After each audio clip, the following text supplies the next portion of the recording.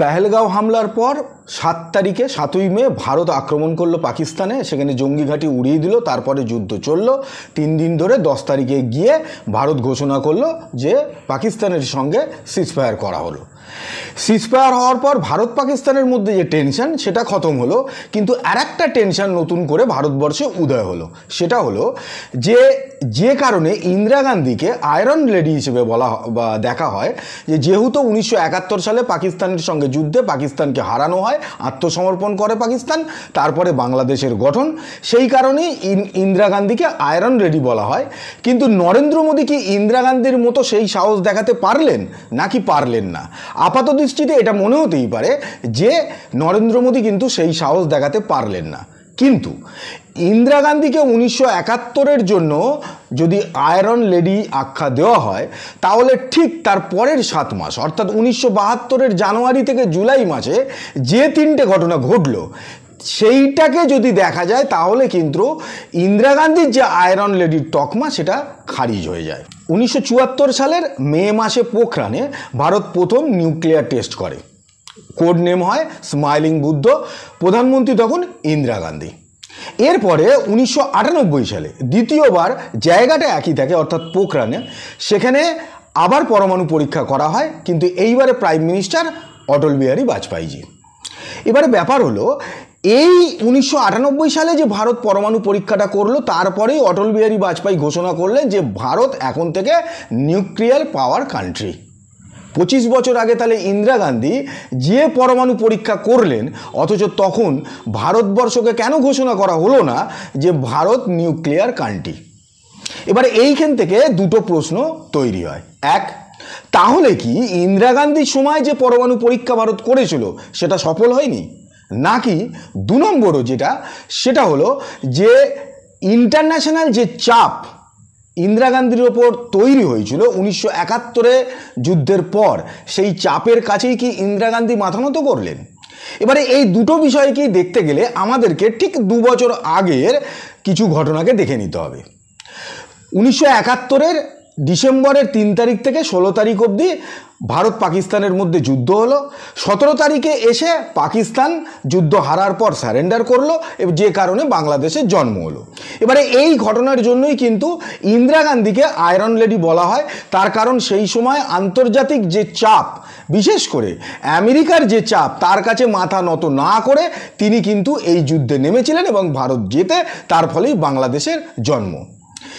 এরপরে ঠিক 1 মাস পর, মানে 1972-এর জানুয়ারিতেই এই খবর সামনে আসে এবং ইন্দিরা গান্ধী নিজেও পার্লামেন্টে এটা বলেন যে পাকিস্তানকে ভারত নিউক্লিয়ার টেকনোলজি শেয়ার করছে, সেই কারণে ভারতই অফার দিয়েছে পাকিস্তানকে নিউক্লিয়ার টেকনোলজি নেওয়ার জন্য। পাকিস্তান সেটা নেবে কি নেবে না সে বিষয়ে কোনো রকম তথ্য নেই।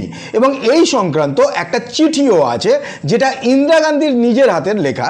প্রথমে সেই চিঠিটা একটু পড়ে নিই। চিঠিতে লেখা আছে, যেটা মার্কিং করা যে জায়গাটা সেটা দেখলেই হবে, যে I have explain in my letter to prime minister Bhutto the peaceful nature and the economic purpose of this experiment and have also stated that India is willing to share her nuclear technology with Pakistan and in other country. তার মানে এখান থেকে বোঝা যাচ্ছে যে পাকিস্তান কি আদৌ nuclear technology চেয়েছিল, নাকি আমেরিকার চাপে পড়ে ইন্দিরা গান্ধীকে সেই সময় পাকিস্তানকে নিউক্লিয়ার টেকনোলজি দিতে হয়। এইবারে আসি যে জুলাই মাসে, 1972-এর জুলাই মাসে ভারত এবং পাকিস্তানের মধ্যে যে সিমলা এগ্রিমেন্ট হয়, যে সিমলা এগ্রিমেন্ট নিয়ে বিতর্কও আছে, যে সেইখানে ভারত যে জিনিসগুলো পাকিস্তানের সঙ্গে এগ্রিমেন্ট করে, যেমন পাকিস্তানের যে 93,000 সৈনিককে বা ভারত আটক করে রেখেছিল তাদেরকে বিনা শর্তে ছেড়ে দেওয়া হয়। 2 নম্বর ছিল যে পাকিস্তানের যে জমি ভারত দখল করে নিয়েছে এই যুদ্ধের ফলে, সেই জমিও কিন্তু বিনা শর্তে পাকিস্তানকে দিয়ে দেওয়া হয়। এইবারে যে সময় মানে এই এগ্রিমেন্টটা দেখলে, যদি এর মধ্যে একটা জিনিস ছিল যে কাশ্মীর নিয়ে এই এগ্রিমেন্টে এটাও ঠিক হয় যে কাশ্মীর নিয়ে শুধুমাত্র ভারত পাকিস্তানি কথা বলবে, অন্য কোনো দেশের অন্তর্ভুক্তি সেখানে ভারত অ্যালাউ করবে না। এইটার তো দরকারই ছিল না, কারণ সেই সময় পাকিস্তান যে অবস্থায় ছিল সেই সময় আমরা চাইলে ওই সময় কিন্তু পিওকে আমাদেরকে ভারতের মধ্যে নিয়ে নেওয়া যেত, কিন্তু ইন্দিরা গান্ধী সেইটাও করলেন না। এই যে এগ্রিমেন্টটা হলো, এই এগ্রিমেন্টটা দেখলে অ্যাকচুয়ালি মনে হয় যে যুদ্ধটা বোধহয় ভারত জেতেনি, জিতেছিল পাকিস্তান। কারণ যা কিছু ভালো জিনিস বা এইখান থেকে পাকিস্তানেরই লাভ হলো, ভারতের কিন্তু আদতে কিছু লাভ হলো না।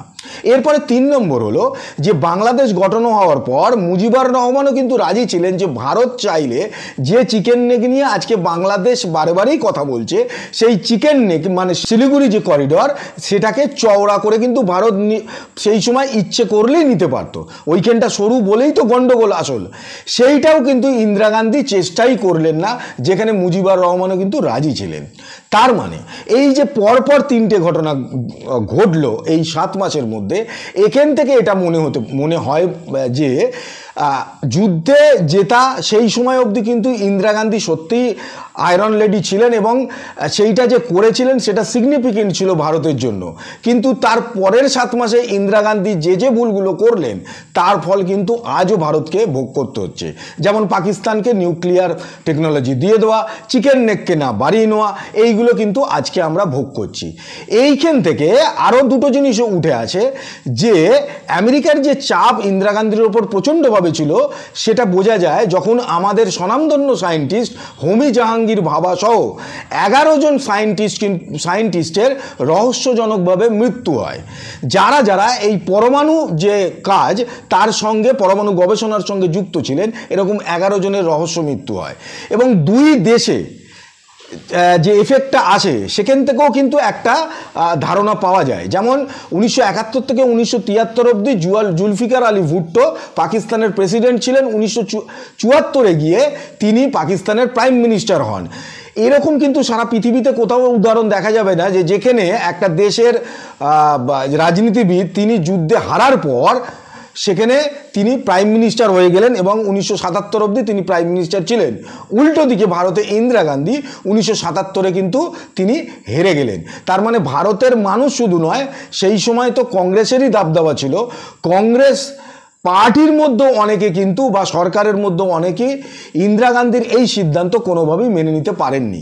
এবার এই পুরো বিষয়টাই কিন্তু আদতে যে আমেরিকার চাপেই হয়েছে সেটা বুঝতে কোনো অসুবিধা হয় না, কারণ পাকিস্তান সবসময়ই আমেরিকার কোলে বসেছিল শুরু থেকেই, আর ভারতের সঙ্গে সম্পর্ক ভালো ছিল রাশিয়ার। আমেরিকা সেই অর্থে কিন্তু ভারতকে সম্পূর্ণ সমর্থন কোনো অবস্থাতেই দেয়নি, কোনো দিনই দেয়নি, যেটা আমেরিকা তুলনামূলকভাবে সমর্থন জানিয়েছে পাকিস্তানকে। তাই কোনোভাবেই এই মুহূর্তে ভারতীয় যে সরকার আছে তারা সিজফায়ার করেছে বলে যে বিতর্কটা হচ্ছে, সেই বিতর্ক বোধহয় অমূলক। তার কারণ ইন্দিরা গান্ধী আয়রন লেডি হওয়া সত্ত্বেও তার পরের 7 মাসে চাপের ফলে যে সিদ্ধান্ত নিয়েছেন তা আখেরে কিন্তু ভারতের জন্য ভালো হয়নি।